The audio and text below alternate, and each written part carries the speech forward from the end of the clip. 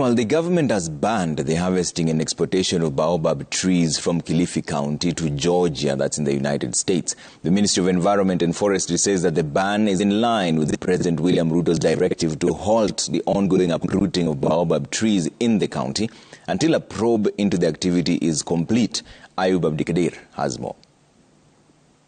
The CS's move comes hours after President William Ruto instructed the ministry to look into the matter in Kilifi County.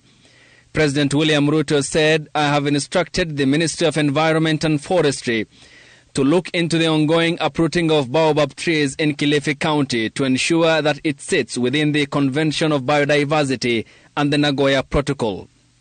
Further, the President said there must be adequate authorization of an equitable benefit-sharing formula for Kenyans, and that the exercise must be in line with the government's agenda of planting 15 billion trees in the next 10 years. And hours later, Environment and Forestry CSO Pantuya halted the activity.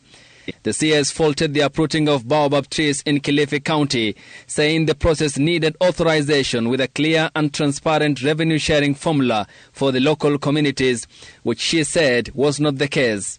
She said the license being used by the private company was obtained irregularly. Independency of the access permit approval by the National Environment Management Authority, NEMA, the private company went ahead and started uprooting the said trees irregularly. The Environment and Forestry CS further said the government is obligated to protect and enhance intellectual property, emphasizing on the uniqueness of baobab trees as part of Kenya's heritage. I am in possession of a letter from the National Environment Management Authority cancelling the environmental impact assessment license that the said private company used to approve the said trees.